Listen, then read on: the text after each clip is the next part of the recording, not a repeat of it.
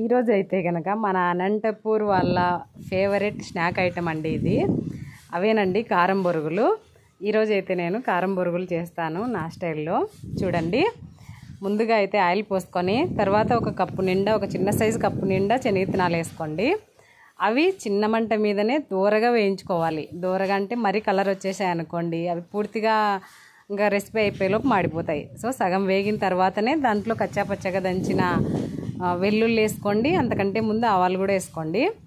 అవన్నీ బాగా చిన్న మంట మీదనే వేయించుకుందాము.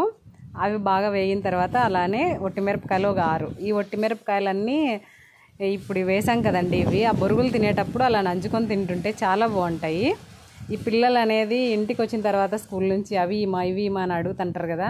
బొరుగులు చేసి పెట్టామనుకోండి, తిని కాఫీయో టీయో తాగుతారు, ట్యూషన్కి వెళ్ళిపోతారు అనమాట. చాలా బాగుంటాయి. తర్వాత అందులోనే కాస్త ఉప్పు వేసుకోండి. ఉప్పు చూసుకొని వేసుకోండి, ఉప్పు మరి ఎక్కువ వేస్తే బాగుండదు. అలానే పసుపు కూడా ఒక 1/2 స్పూన్ అట్లా వేసుకోండి. బాగుంటుంది పసుపు ఫ్లేవర్ కూడా బొరుగులకి, అలానే కలర్ఫుల్గా కూడా ఉంటుంది. ఇంకా ఫైనల్లీ అనమాట కారం అయితే నేను 1 స్పూన్ వేసుకున్నాను, చిన్న స్పూను. కారం వేయగానే ఫస్ట్ స్టవ్ బంద్ చేసేయండి, లేదంటే అది మాడిపోతుంది, బొరుగులు మాడు వాసన వస్తాయి. ఇప్పుడేం కాదు, ఇంకా మనం స్టవ్ బంద్ చేసినాం కాబట్టి కొద్దిసేపు అలానే ఆ సెగ మీదనే ఆ కారం అనేది మగ్గుతుందనమాట.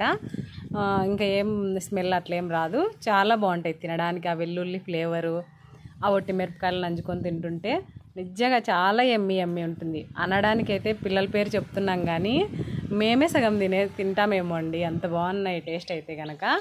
బొరుగులు ఏమైనా కొంచెం మెత్తగా ఉంటే కూడా అలానే వేడి మీద పెట్టుకోండి, చిన్న సెగ మీద. అవి కూడా బాగా కరుం అనుకుంటూ బాగుంటాయి. నేనైతే ఇంక అవన్నీ కలిపి నీట్గా అదంతా కలర్ అంతా దానికి పట్టుకునేలాగా, ఉప్పు కారం నీట్గా పట్టుకునేలాగా కలిపేసి ఒక కవర్లో అయితే వేసి పెడతానండి.